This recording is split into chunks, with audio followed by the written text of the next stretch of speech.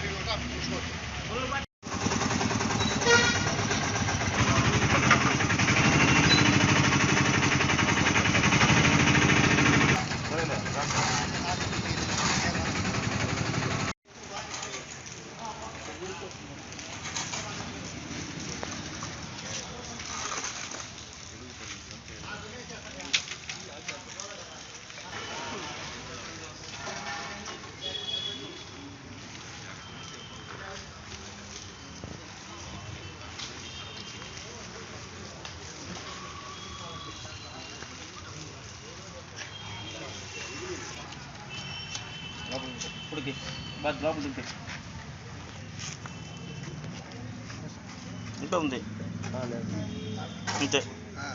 అంతే పైకి దబట్టుకో.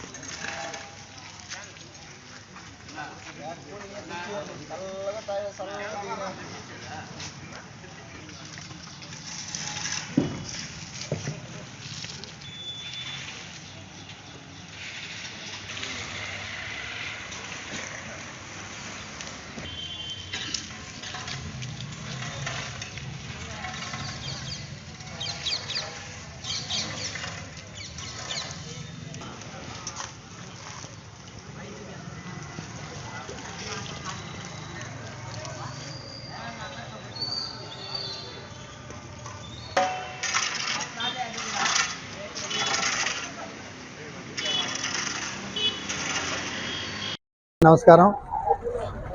కాళహస్తి పట్టణంలో పెద్ద డ్రైన్లన్నీ కూడా ముఖ్యంగా ఓటేరు కాలువ, అలాగే నాగులకుంట కాలువ, కన్నలి కాలువ, చెంబేడి కాలువ, తర్వాత గొడ్డేరు, ఈ కాలువలన్నింటినీ కూడా పూడికి తీసి రాబోయే వర్షాకాలం సీజన్లో ప్రజలకు ఎటువంటి ఇబ్బంది లేకుండా ఎక్కడా కూడా నీరు నిలవకుండా చర్యలు తీసుకోవాలని మన గౌరవ ముఖ్యమంత్రి గారు, అలాగే మన స్థానిక శాసనసభ్యులు శ్రీ బొజ్జల వెంకట సుధీర్ రెడ్డి గారు కూడా ఆదేశాలు జారీ చేసి ఉన్నారు. గత 2 రోజుల క్రితం మన స్థానిక శాసనసభ్యులు గారు ఈ కాలువలన్నీ కూడా పర్సనల్గా నడిచి తిరిగి పరిశీలించి ఎలా చేయాలనే దాని మీద సూచనలు కూడా ఇచ్చున్నారు. వారి సూచనల మేరకు ఈ రోజు నుంచి ఈ కార్యక్రమాన్ని మన కాళహస్తి పట్టణంలో ప్రారంభించుకుంటున్నాం.